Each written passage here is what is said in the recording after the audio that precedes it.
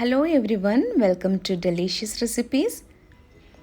ഇന്നൊരു നാടൻ റെസിപ്പിയുമായിട്ടാണ് ഞാൻ വന്നിരിക്കുന്നത്. ചേന മെഴുക്കുപുരട്ടിയാണ് ഇന്ന് തയ്യാറാക്കുന്നത്. അപ്പോൾ ഇതിന് ആവശ്യമായിട്ടുള്ള ചേരുവകൾ എന്തൊക്കെയാണെന്ന് നോക്കാം. 500 ഗ്രാം ചേനയാണ് ഞാൻ എടുത്തിട്ടുള്ളത്. ഇതുകൂടാതെ സവാളയും ഉണക്കമുളകും കറിവേപ്പിലയും മുളക് പൊടിയും മഞ്ഞൾപ്പൊടിയും കൂടി എടുത്തിട്ടുണ്ട്. ആദ്യം നമുക്ക് ഒരു കടായിൽ കഴുകി വൃത്തിയാക്കി വെച്ചിരിക്കുന്ന ഈ ചേന വേവിച്ചെടുക്കണം. അപ്പോൾ അതിന് വേണ്ടിയിട്ട് ആവശ്യത്തിനുള്ള വെള്ളവും ഉപ്പും 1/4 ടീസ്പൂണിനടുത്താണ് ഞാൻ മഞ്ഞൾപ്പൊടി ഇപ്പോൾ ചേർത്തിട്ടുള്ളത്. ഇനി ഇത് നന്നായിട്ടൊന്ന് മിക്സ് ചെയ്തെടുത്ത ശേഷം നമുക്കിതൊന്ന് വേവിച്ചെടുക്കണം. അപ്പോൾ ഇവിടെ നന്നായിട്ടിപ്പോൾ മിക്സ് ചെയ്തെടുത്തിട്ടുണ്ട്. ഇനി നമുക്കിതൊന്ന് അടച്ചു വെച്ച് വേവിച്ചെടുക്കാം. ഈ ചേന മുറിച്ചെടുക്കുന്നതിന് മുമ്പായിട്ട് കയ്യിലൽപ്പം വെളിച്ചെണ്ണ പുരട്ടുന്നത് നല്ലതായിരിക്കും. ചേന മുറിക്കുമ്പോൾ ചിലപ്പോൾ ചൊറിച്ചിലൊക്കെ ഉണ്ടാവാം. അപ്പോൾ അത് ഒഴിവാക്കാനായിട്ടാണ് ഈ വെളിച്ചെണ്ണ കയ്യിൽ പുരട്ടുന്നത്. ഇപ്പോൾ ചേന നന്നായിട്ടിവിടെ വെന്ത് വന്നിട്ടുണ്ട്.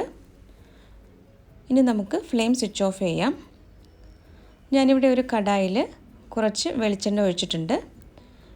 വെളിച്ചെണ്ണ ചൂടായി വന്നപ്പോൾ 1/2 ടീസ്പൂൺ കടുകാണ് ചേർത്തത്.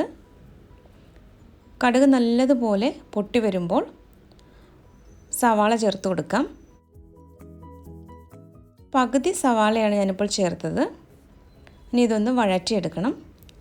ചെറിയുള്ളി ഉണ്ടെങ്കിൽ അത് ചേർക്കാം. സവാള ചെറുതായിട്ടൊന്ന് വഴന്ന് വന്നപ്പോൾ 2 ഉണക്കമുളകും 1 തണ്ട് കറിവേപ്പിലയും കൂടിയാണ് ഇപ്പോൾ ചേർത്തത്. ഇനി ഇതൊന്ന് നന്നായിട്ട് വഴറ്റിയെടുക്കാം. ഇനി നമുക്ക് മുളക് പൊടി ചേർക്കണം. 2 ടീസ്പൂൺ മുളക് പൊടിയാണ് ഞാനിപ്പോൾ ചേർത്തത്. നല്ലതുപോലെ ഒന്ന് മൂപ്പിച്ചെടുക്കണം. ഇത് നന്നായിട്ട് മൂപ്പിച്ചെടുത്ത ശേഷം വേവിച്ച് വെച്ചിരിക്കുന്ന ചേന ഇതിലേക്ക് ചേർക്കാം. ഇനി നല്ലതുപോലെ ഒന്ന് ഇളക്കി യോജിപ്പിച്ചെടുക്കണം.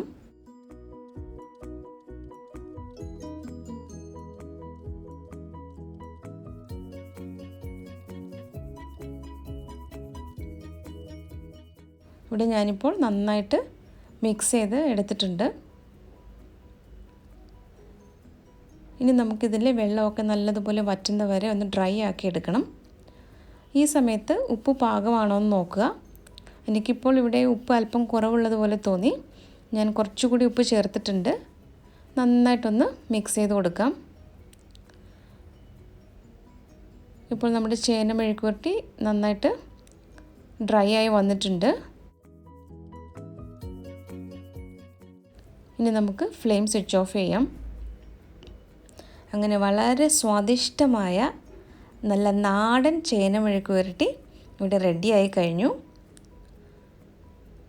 അപ്പോൾ ഈ ഒരു റെസിപ്പി നിങ്ങൾക്കെല്ലാവർക്കും ഇഷ്ടമാകുമെന്ന് കരുതുന്നു. റെസിപ്പി ഇഷ്ടമായാൽ ഡെലീഷ്യസ് റെസിപ്പീസ് ചാനൽ കൂടി ഒന്ന് സബ്സ്ക്രൈബ് ചെയ്യണം. ലൈക്ക് ചെയ്യാനും ഷെയർ ചെയ്യാനും കമൻറ്റ് ചെയ്യാനും മറക്കരുതേ. മറ്റൊരു നല്ല റെസിപ്പിയുമായിട്ട് വീണ്ടും വരാം. Thank you.